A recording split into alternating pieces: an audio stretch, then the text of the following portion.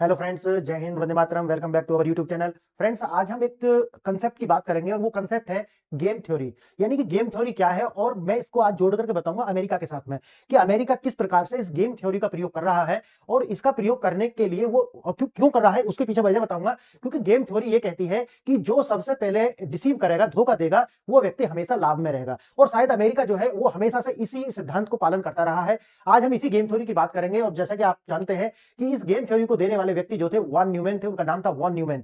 ठीक, उन्होंने ये जो थ्योरी है उसको दिया था। और इस थ्योरी के अंदर एक लंबे समय तक इसके लिए जो है अलग अलग तरीका के जो प्रयोग हैं वो होते रहे। और टोटल जो इसमें ये निकल करके आता है कि भाई हमेशा जो है आप अच्छे बने रहें। तीन चार इसकी जो कंक्लूजन थे वो निकल करके आते हैं कि आप अच्छे बने रहें, और अच्छे बने रहने पर भी आपको लाभ होगा। लेकिन दूसरा उन्होंने बताया था कि बदला लें, यानी कि अगर आपके साथ किसी ने गलत किया है तो आप उससे बदला अवश्य लें। और तीसरा उन्होंने बताया है माफ कर दें, यानी कि अगर वो व्यक्ति अपने आप को माफी मांगता है, सॉरी बोलता है और आगे ऐसा ना करने का वादा करता है तो उस व्यक्ति को माफ कर दिया जाए। और चौथा पॉइंट जो उसमें कंक्लूजन में जो निकल करके आया था वो था कि हमेशा स्पष्ट रहें, यानी कि क्लियर रहें।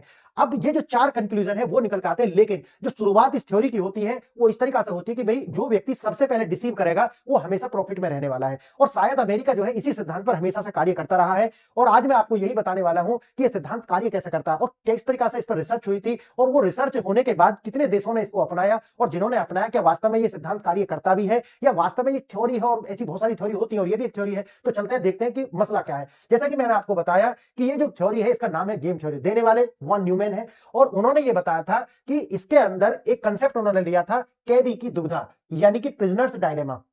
अब उसमें यह होता है, आप जानते होंगे कि जो प्रिजन्स के अंदर जो जेल में बंद लोग होते हैं, अगर उनका बिहेव अच्छा होता है तो उनकी सजा कम हो जाती है। लेकिन अगर वह व्यक्ति बुरा होता है तो उसकी सजा लंबी खिंच जाती है। अब उसमें दो चीज आती हैं, दो अलग अलग बात यह आती है कि अगर वह व्यक्ति अच्छा बना रहता है तो उसकी सजा कम हो जाएगी। अगर वह व्यक्ति क्या करता है, वहां से भाग निकलने का प्रयास करे, समझो वो वहां से भाग निकलने का प्रयास करे, वहां से भाग जाता है तो सारी ही सजा कम हो जाएगी। लेकिन अगर वो भागता है, पकड़ा जाता है, तो आप समझिए जो सजा में छूट मिलती अब उसकी सजा और सख्त हो जाएगी। आप समझ रहे हैं? तो वो जो प्रिजन यानी कि जो प्रिजनर है, जो कैदी है, उसके मन में ये हमेशा डायलेमा होता है कि क्या मैं डिसीव करूं या ना करूं, डिसीव करूं या ना करूं। लेकिन अगर वो डिसीव करता है और सक्सेस उसमें उसे मिल जाती है तो हमेशा वो फायदा में रहेगा। और ये गेम थ्योरी जो है वो इसी पर बताती है कि भाई इसका पड़ताल करती है कि स्वार्थ अक्सर खराब नतीजों की ओर ले जाता है, एक ये बताती है। जबकि कंप्यूटर टर्मिनेट द्वारा एक लंबे समय तक जो है इस पर एक प्रयोग किए गए, और जो प्रयोग है वो नया एक शक्तिशाली फॉर्मूला जो है उसको उजागर करते हैं। और शायद आज अमेरिका भी इसी फॉर्मूला का प्रयोग कर रहा है कि फर्स्ट टाइम आप डिसीव करें। उदाहरण के लिए क्या होता है, देखिए उदाहरण में ये होगा कि दो व्यक्ति हैं, ठीक है, ये दो व्यक्ति हैं, अगर ये किसी संस्था में कार्य कर रहे हैं एग्जांपल के लिए। अब अगर ये दोनों व्यक्ति सही कार्य करते हैं तो इनको क्या मिलता है, मानो दोनों को 1.5 अंक मिलता है, 3 अंक मिल जाते हैं, समझो मेरी बात। लेकिन आपने देखा होगा अगर वो व्यक्ति यानी कि उनमें से एक व्यक्ति किसी दूसरे के साथ मिल जाए और अपने जो प्रतिद्वंदी है यानी कि जो व्यक्ति है इसको धोखा दे दे, इसको धोखा देने पर उसको क्या होगा, लाभ होगा। एक समय तक उसको क्या होगा, लाभ होगा। पहले वाले को धोखा मिल गया, दूसरे वाले को हो जाता है क्या, लाभ, यानी कि जिसने डिसीव किया उसको लाभ मिल गया। अब दूसरा क्या है, अगर आप धोखा देते हैं और प्रतिद्वंदी सहयोग करता है तो आपको क्या मिलेंगे, 0 अंक मिलेंगे। यानी कि इससे क्या सिद्ध होता है कि जो डिसीव कर रहा है, जो धोखा दे रहा है, वह व्यक्ति हमेशा यहां पर लाभ में है। अगर आप सोचिए दोनों व्यक्ति धोखा देते हैं, इससे यह भी कंक्लूजन निकल कर आता है कि दोनों व्यक्ति अगर धोखा देते हैं तो दोनों को ही हानि होगी। क्यों, अगर जब दोनों सहयोग कर रहे थे तो कितने नंबर मिल रहे थे, 3 नंबर। लेकिन जब दोनों ही व्यक्ति धोखा देते हैं तो दोनों को 1 नंबर मिलता है, यानी कि 1 अंक मिलता है। अब ये जो थ्योरी है अगर हम इसको कंप्यूटर से निकाल कर, किताबों से निकाल करके बाहर लाते हैं, और इसके मैं 2 एग्जांपल आपको देने वाला हूं। एक तो क्यूबा क्राइसिस के समय का एक एग्जांपल है यहां पे, और दूसरा हम एक एग्जांपल आपको देंगे कि किस प्रकार से जो रूस है उसने अमेरिका के द्वारा एक ऐसे सिग्नल को डिटेक्ट किया था जिससे उन्हें यह लगा कि अमेरिका हमारे ऊपर क्या करने वाला है, अटैक करने वाला है। लेकिन उसमें होता क्या है कि उस टाइम के जो रूस के जो राष्ट्रपति थे उन्होंने अपने आप को संयम रखा। उन्होंने कहा कि नहीं, आप क्योंकि रिएक्ट नहीं कर सकते तुरंत, अगर आप रिएक्ट करेंगे क्या होता है, अगर उस टाइम वो सिग्नल झूठे ना होते और सच्चे होते तो सोचिए किसको लाभ हो जाता, अमेरिका को लाभ हो जाता। क्यों, क्योंकि जो फर्स्ट टाइम अटैक करेगा तो जो डिफेंडर होगा वो हमेशा हारेगा। आप समझिए, अगर आप किसी पर अटैक करते हैं तो संभावना ये कहती है कि आप जीतेंगे। क्यों, क्योंकि आपने रिएक्ट करा, यानी कि आप तैयार थे और दूसरे पर आपने अटैक किया, तो जीतने की संभावना आपकी है। लेकिन वास्तव में यह है कि अगर अमेरिका इसे करने में सफल होता, वो फॉल्स सिग्नल ना होते, वो ओरिजिनल होता, वो नकली ना होता, तो अमेरिका को फायदा हो जाता। आप समझ रहे हैं? मैं आगे इसमें बताऊंगा, वो पूरा आपको एग्जांपल देकर के देखिए। धोखे का लालच, व्यक्तिगत रूप से धोखा देना हमेशा सबसे सुरक्षित विकल्प लगता है, होता है ऐसा। लेकिन चाहे दूसरा कुछ भी करे, यानी कि जो भी व्यक्ति डिसीव करेगा, धोखा देगा, वो लाभ का सौदा है। लेकिन दोनों को नुकसान कब होगा? अगर दोनों ही एक दूसरे को क्या कर देते हैं? धोखा दे देते हैं। अगर वो दोनों धोखा देंगे तो इसका मतलब है कि दोनों के दोनों एक दूसरे को डिसीव करे हैं, और डिसीव करने पर कितने नंबर मिल रहे थे उसको? 1 नंबर मिल रहा था। अब देखिए, अब ये 4 इससे कंक्लूजन निकल करके आते हैं, 4 जो इसके एट्रीब्यूट्स जो है वो 4 है। क्या है? एक तो पहला ये है कि वे अच्छे बने रहे। अच्छा होना क्या है? देखना, अच्छा होना दोनों को 3-3 अंक दिला रहा है, 3-3 यानी कि दोनों को 3 अंक दिला रहा है, लेकिन खराब होने पर एक को फायदा हो रहा है। लेकिन सबसे पहले क्या है, उन्होंने कहा कि देखो सबसे बढ़िया बात है कि आप जो है किसी को धोखा ना दें, हमेशा अच्छे बने रहें। लेकिन बाद में दूसरा उसमें क्या है कि बदला लें, अगर आपको किसी ने धोखा दिया है तो उसका बदला जरूर लेना चाहिए। तीसरा जो इसका एट्रीब्यूट्स जो बताया है, अगर वो अपनी गलती की माफी मांग लेता है तो उसको फॉरगिव करना चाहिए, उनको माफ कर देना चाहिए। और जो चौथा नियम है वो है हमेशा क्लियर रहना चाहिए। ये तो है एक सिंपल, ये तो है सिंपल, लेकिन वास्तव में क्या है कि डिसीव करना लाभ का सौदा है कुछ समय के लिए, याद रखना इस बात को। अब देखते हैं, देखो ये घटना आती है 1949 की। हवा में एक परमाणु रहस्य कहानी जो बताएगी कि देश एक दूसरे से भरोसा क्यों नहीं करते। अब मैं जो आपको अमेरिका के लिए बता रहा था, वो भी अमेरिका जैसे जो देश है कभी किसी पर भरोसा क्यों नहीं करता। आपने सुना होगा कि अमेरिका का जो दोस्त है वो होना खतरनाक है, लेकिन अमेरिका का जो दुश्मन है वो होना और भी ज्यादा खतरनाक है। इसका मतलब ये है कि अमेरिका जो जैसे देश है, जो महाशक्ति होती है, अमेरिका नहीं कोई भी देश अगर महाशक्ति है तो वो दूसरे पर भरोसा नहीं करती। और महाशक्ति ना भी हो तो कम से कम अपनी सुरक्षा के लिए, ऐसा नहीं कि आज चाइना ऐसा नहीं करेगा हम आराम कर लेते हैं, नहीं, हमें हमेशा 24 घंटे 360 दिन लगातार वही निगरानी रखनी होती है। जैसा ऐसा मानना होता है कि नहीं आज चीन आक्रमण कर सकता है, आज पाकिस्तान की इधर से इन्फिल्ट्रेशन हो सकती है, लगातार चौकस रहना पड़ता है। उसका कारण क्या है? यही गेम थ्योरी है कि जो भी रिसीव करेगा वो हमेशा फायदा में होगा। एक अमेरिकी मौसम निगरानी हवाई जहाज जापान के ऊपर से हवा के नमूने एकत्रित करता है। वैज्ञानिकों को रेडियोधर्मी तत्व जो है वहां से प्राप्त होते हैं। अमेरिका नौसेना सतर्क हो जाती है और दुनिया भर के बेस से बारिश के पानी को नमूने जो है मंगाए जाते हैं। आप ये जानते होंगे कि अमेरिका के द्वारा सबसे पहले जो परमाणु हथियार है उनका निर्माण किया गया, लेकिन रूस इससे ज्यादा दूर नहीं था। उसके बाद रसिया ने सोचा कि कोल्ड वार में थे दोनों, कोल्ड वार में होने के लिए एक दूसरे की टेक्नोलॉजी हो या एक दूसरे की जितना भी जो ताकत थी उसका उन्होंने उत्तर देने का प्रयास किया, यही कोल्ड वार था। एक दूसरे को जितना नुकसान पहुंचा सकते थे वो पहुंचाने का नुकसान किया, यही कोल्ड वार था। इस कोल्ड वार में रसिया ने सोचा कि भाई हमें भी क्या करना है, बनाना है परमाणु हथियार। अब वहां से आप देखोगे तो लगभग 1949 में सीरियम जब ये इसको लाए गए थे ना, देखो ये वाला जब नमूने मंगवाए गए थे तो सीरियम 141 और यूट्रियम जो है 19 का पता लग चलता है। और जिनकी हाफ लाइफ केवल या 2 महीने थी, यानी कि जिसको बोलते हैं ना हाफ लाइफ, वो कितनी थी 1/2, अब यानी कि 102 महीने थी। ये हाल ही में एक परमाणु विस्फोट यहां हुआ हो, इस तरीका के जो संकेत है ये देती थी। इसका मतलब ये है कि वहां पर परीक्षण किया गया होगा। इसका मतलब है कि किसी ने किसी को डिसीव किया, धोखा दिया है। अब देखिए, अमेरिका ने कोई परीक्षण नहीं किया था। निष्कर्ष ये निकलता है कि जब अमेरिका ने नहीं किया तो इसका मतलब है कि सोवियत रूस के द्वारा ही परमाणु बम का परीक्षण किया गया है, और यह मान लिया गया कि परमाणु बम बना लिए हैं रूस के द्वारा। अब देखिए, हथियारों की होड़ यहां से शुरू होती है अविश्वास की कीमत। अब आप समझ गए इस वाली बात को, यानी कि जितने भी हम हमेशा कहते हैं ना कि भाई हमारे पास में कितनी सारी दुनिया के अंदर परमाणु हथियार है और हर देश परमाणु हथियार का निर्माण भी कर रहा है। क्या आपको इस बात का पता है कि ये परमाणु हथियार कभी नहीं चलेंगे? जानते हैं आप इसको? बिल्कुल, ये परमाणु हथियार कभी भी प्रयोग होने वाले नहीं है। तो क्या वास्तव में इस पैसे को हम अपने डेवलपमेंट में या अपने एजुकेशन या ह्यूमन रिसोर्स में या फिर डेवलपमेंट में देश के में नहीं लगा सकते? लगा सकते, लेकिन कारण क्या है? कारण ये है कि हम दूसरे पर विश्वास नहीं कर सकते कि वो ऐसा नहीं करेगा। समझ गए मेरी बात? और ताकत ही जो होती है ना, जो शक्ति है, वही शांति का प्रतीक भी है। अगर शक्ति है तभी तो आप देखोगे कि अमेरिका ने किस प्रकार से वेनेजुएला के जो राष्ट्रपति है उसको उठा लिया, जो कि एकदम सिटिंग राष्ट्रपति थे। इससे यह पता चलता है कि उनके पास शक्ति नहीं थी, उनके पास परमाणु हथियार नहीं थे। अब जो परमाणु हथियार है वो क्या है, उसकी जो नींव है वो होती है अविश्वास। अविश्वास ये कि भाई सामने वाले का भरोसा नहीं है, वो हम पर कब आक्रमण कर दे। इसीलिए वो अपने आप को बचाने के लिए ईरान, क्यों आप देखिए ईरान पूरी तरीका से बर्बाद होने के कगार पर है, लेकिन उसके बावजूद भी वो ये कोशिश कर रहा है कि मैं एक बार क्या बना लूं, परमाणु हथियार बना लूं। पूरा का पूरा देश बर्बाद हो सकने की संभावना पूरी है कि वहां पर अयतुल्ला खमैनी जो है वो भाग गया हो, और भागने के बाद में वहां से दोबारा से वहां पे शाहजहां पहलवी की जो सत्ता है वो वापस आ जाए। लेकिन उसके बावजूद भी उसने ये हमेशा प्रयास किया कि परमाणु हथियार हम बना लें। क्यों? क्योंकि उसे पता था कि कल अमेरिका हमारा हाल सद्दाम हुसैन की तरह कर सकता है, कल हमारा हाल अमेरिका जो है वेनेजुएला की तरह कर सकता है। इसीलिए उसे लगता था कि अगर हमें अपने आप को बचा के रखना है तो हमें जो है परमाणु हथियार बनाने होंगे। इसी कीमत पर इसकी कीमत उनको चुकानी पड़ी है कि किस तरीका से उनका जो दिरहम, उनका जो रियाल है, शायद वो रियाल जो है वो 1,40,000 1,14,000 कुछ इस तरीका से $1 के बराबर पहुंच गया। आप समझिए समझिए ये नींव है उसकी अविश्वास, यानी कि एक दूसरे पर विश्वास नहीं करते। सोवियत परमाणु की क्षमता खबर ने अमेरिका और पश्चिमी देशों के अंदर क्या बढ़ा दिया, खतरे की भावना बढ़ा दी। उन्होंने लगा कि भाई अब तो रूस के द्वारा परमाणु हथियार बना लिए गए हैं, अब हम सुरक्षित नहीं है। एक तरफ कुछ लोगों का मानना था कि लगातार मिसाइलें लॉन्च करते रहना चाहिए। क्यों करते रहना चाहिए? ताकि एक डिटरेंस बना रहे। क्लियर है मेरी बात? यानी कि ऐसा मानना था कि अगर रूस को डरा करके रखना है तो बार बार जो है हमें एक समय के बाद परमाणु हथियार या तो परीक्षण करते रहना चाहिए या मिसाइल को छोड़ते रहना चाहिए, ताकि जो रूस है वो डर के रहे और उसमें एक डिटरेंस रहे। नहीं तो वो पहले हम पे अटैक कर देगा, ताकि उसे ये पता हो कि अगर उसने अटैक किया तो उस पर भी अटैक होगा। समझ गए? इसे बोलते हैं डिटरेंस।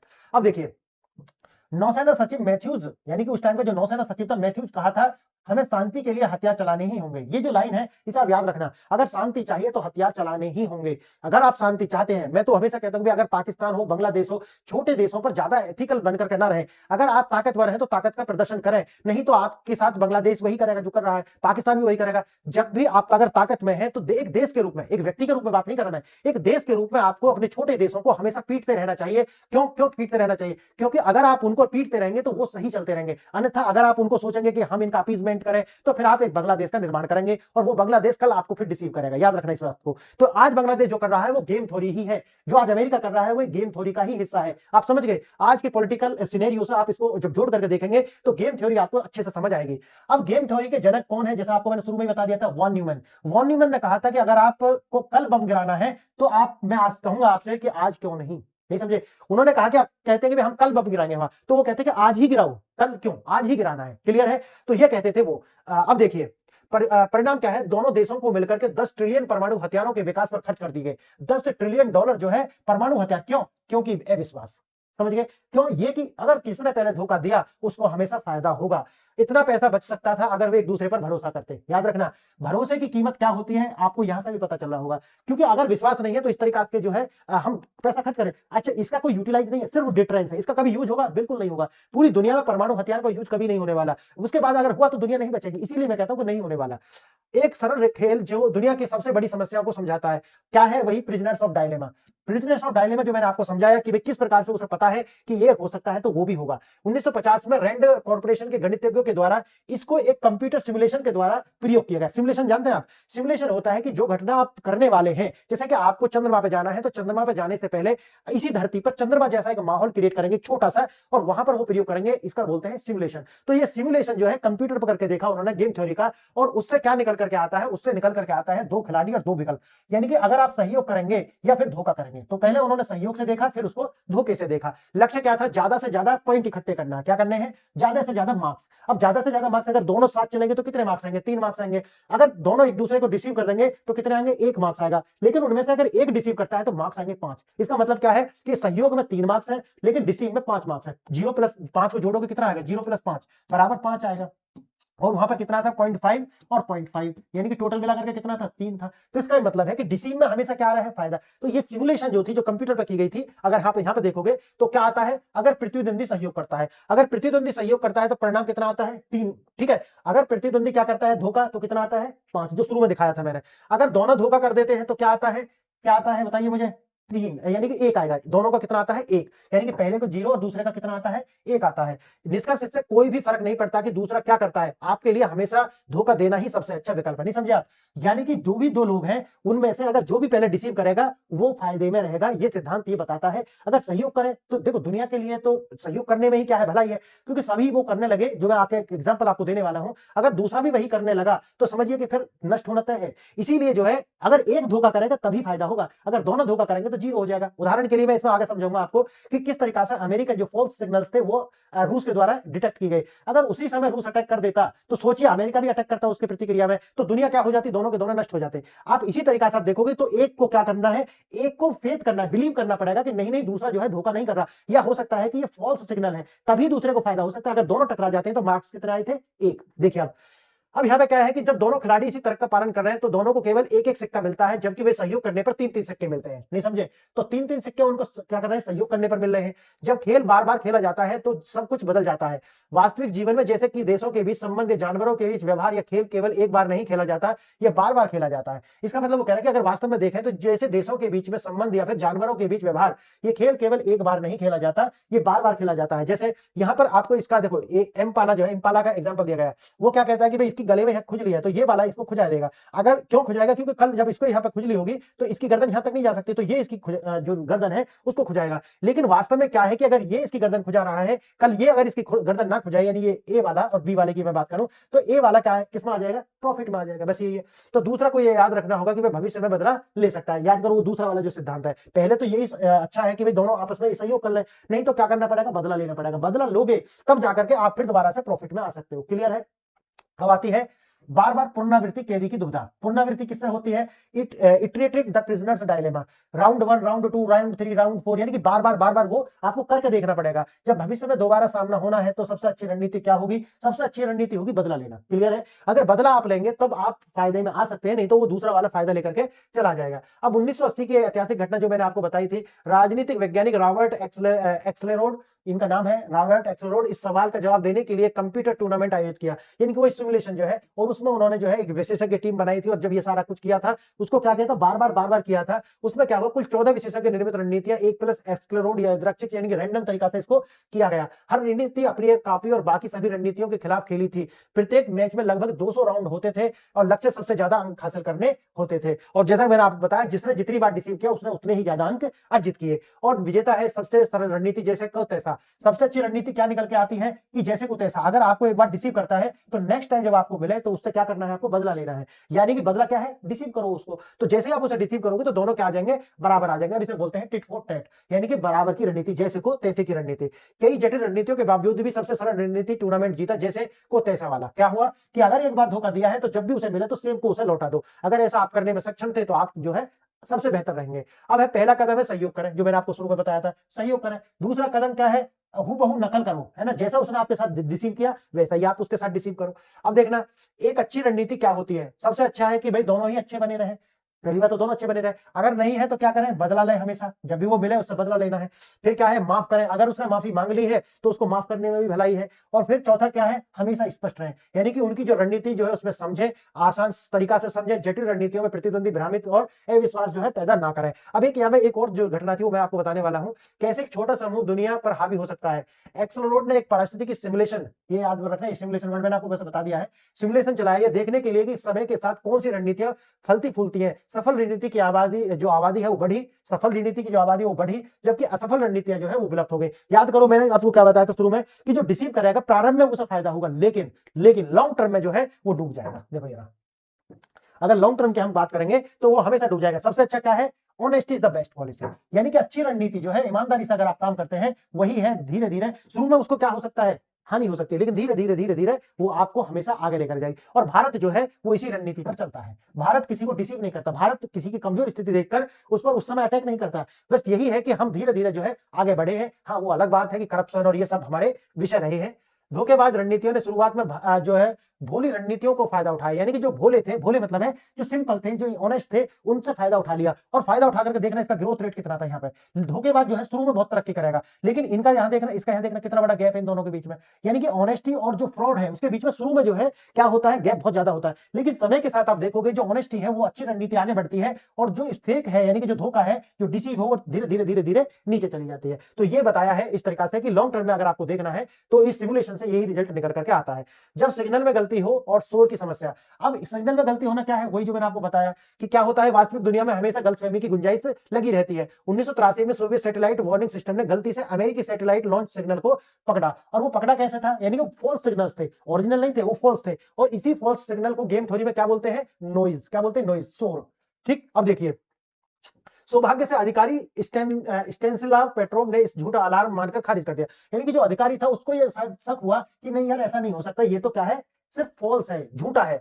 अब अगर वो ऐसा ना समझता, सोचिए अगर वो ऐसा ना समझता तो क्या होता, दोनों को हानि होती। क्या होती, दोनों को हानि होती। इसीलिए अगर आपको कभी कभी अगर रियल दुनिया में हम देखें, सिमुलेशन से रिजल्ट निकल के आता है, तो इससे क्या होता है कि कभी कभी क्या करना होता है, आपको नेग्लेक्ट भी करना होता है, यानी कि अनदेखा भी करना होता है। जैसे को तैसा जो शोर वाले वातावरण में बहुत खतरनाक हो सकता है। अगर हम इसका जो सामान्य थ्योरी जो हमने शुरू में बताई थी, टिट फॉर टैट, अगर वास्तव में ऐसा कर दिया जाता तो क्या निकलता, दोनों देशों का विनाश हो जाता। तो अगर उन्होंने इसको डिटेक्ट किया फिर भी उन्होंने दोबारा से अटैक, वैसे जैसे उन्होंने देखा ऐसा ही उन्होंने सिग्नल नहीं भेजे, इससे क्या होता है, दोनों को फायदा हो जाता है। बदला लेने का चक्र को तोड़ना थोड़ी सी उदारता। अगर आपको वही है कि भाई जैसे को तैसा, ठीक है, इससे लिए इसको अगर आपको ब्रेक डाउन करना है तो फिर क्या करना पड़ेगा, थोड़ा जनरस होना पड़ेगा, उदार होना पड़ेगा। अब जैसे ही आप ये जो रणनीति थी, आपको ये रूस वाली जो रणनीति थी, स्टैनिस्लाव पेट्रोव की जो नीति थी, उससे क्या होता है, उसको झूठ आना, यानी कि यहाँ पर कैसा हो जाता है, थोड़ा उदार हो जाता है, और इसे तोड़ने के लिए उदारता चाहिए। क्लियर? तो शोर की जो समस्या है, नॉइज की जो समस्या है, धोखे के लूप को तोड़ने के लिए आपको क्या करना पड़ेगा, जैसे को तैसे की रणनीति से बाहर निकल के थोड़े से उदार होना पड़ेगा, जनरस होना पड़ेगा, तो ये जो रणनीति है वो टूट जाएगी। अब बात वही आ जाती है कि 90% तो बदला लेना है। समझ गए? मैं हमेशा बोल रहे थे ना कि अगर आपको डिसीव किया तो बदला लेना है, लेकिन कितना बदला लेना है, आप सोचो 90% टाइम बदला लेना है, लेकिन 10% टाइम में क्या करना है, माफ करना है, यानी कि थोड़ा डाउट लेकर के आना है कि हो सकता है फॉल्स भी हो, नहीं समझे? तो वो 10% ही उसको फॉल्स था, इसीलिए उसने मिसाइल दोबारा से नहीं दागी। अब देखना, हर धोखे पर तुरंत बदला लेने के बजाय 10 में से 9 बार जो है बदला लेना चाहिए, लेकिन एक बार जो है उसको नेग्लेक्ट करना चाहिए। क्यों करना चाहिए? क्योंकि उससे हो सकता है कि आप डिसीव हो रहे हो, लेकिन फायदा हो जाएगा सामने वाले को, लेकिन हो सकता है कि वो दोनों ही धोखा दे रहे हो, जैसे फॉल्स सिग्नल थे, तो उसमें क्या होगा, दोनों को नुकसान हो जाएगा, इसीलिए ऐसा करना चाहिए। अभी आपको अच्छे से समझ में आ गया कि गेम थ्योरी है क्या। शून्य लाभ बनाओ गैर शून्य लाभ, वही है जीरो सम गेम। क्या है? एक का फायदा दूसरे का नुकसान है, दूसरे का फायदा एक का। अब एक होता है नॉन जीरो सम गेम, यानी कि तुम्हारा फायदा है और मेरा फायदा है, आपका नुकसान है, मेरा नुकसान है, तो ये होता है नॉन जीरो सम। और जीरो सम क्या है कि अगर आपको फायदा है तो उसका मतलब मेरा नुकसान है। तो समझ गया मेरी बात? तो ये हो जाएगा। अब देखना, हम खेल को भी आकार देते हैं। जैसे जो चीजें हमें अन्य जीवों से अलग करती हैं, वे ये है कि हम सचेत रूप से चुनाव करें। क्या है? हमें सचेत रूप से, यानी कि हमेशा ऐसा नहीं कि किसी थ्योरी पर जाकर के कि नहीं दो और दो चार ही होंगे, नहीं, हमें क्या करना है कि अपनी कॉन्शियसनेस से भी चुनाव करना होता है। अगर हम ऐसा नहीं करते तो फिर वही स्थिति बनती है कि दोनों को नुकसान हो सकता है। अगर हम अंतिम विचार की बात करें तो कम समय में हमारा वातावरण यह तय करता है कि कौन सी रणनीति सफल होगी। समझिए, कम समय में हमारा वातावरण ये जो तय कर देता है कौन सी रणनीति सफल होगी, कौन सी रणनीति, वही honesty is the best policy. लेकिन लंबे समय में हम खिलाड़ी ही अपने कार्यों से उस वातावरण को आकार देता है। कि लंबे समय में आप देखोगे तो क्या होगा कि जो ईमानदार है वो लंबा जाएगा। ठीक है? आपका हर निर्णय सहयोग का या धोखे का उस दुनिया को बनाने में मदद करता है जिसमें आप एक दूसरे में रहते हैं, यानी कि दुनिया का निर्माण करता है, यही जो मैंने आपको बताया है। तो फ्रेंड्स, आज हमने जो डिस्कशन की है गेम थ्योरी, और ये एक देश को दूसरे देश पर विश्वास करने नहीं देती, और उसकी वजह मैंने आपको बताई है, ये है कि डिसीव जो करेगा उसे फायदा होगा ये। लेकिन बात वही है कि इसके अपने कुछ प्रो है तो कुछ कॉइन्स भी। कॉइन्स क्या है इसके? कॉइन्स ये है कि लॉन्ग टर्म में सर्वाइव नहीं करेगी, लेकिन जिसको हानि होगी उसके लिए भी इस थ्योरी के अंदर विकल्प दिए गए थे कि नेक्स्ट टाइम आप जो है टिट फॉर टैट रह सकते हैं। लेकिन बात फिर उसमें भी ये कही थी कि टिट फॉर टैट हमेशा नहीं रहना है, मात्र 90% आपको रहना है, 10% आपको उसमें भी उदारता बरतनी होगी। तो बताइए ये लेक्चर आपको कैसा लगा? अगर ये लेक्चर आपको अच्छा लगा है तो लाइक शेयर एंड सब्सक्राइब कीजिए, अपने मित्रों से कराइए और कमेंट कीजिए, क्योंकि कमेंट करने से हमारी जो रीच है वो बढ़ती है। और आज के लिए इतना ही। आपने वीडियो यहां तक देखा उसके लिए धन्यवाद।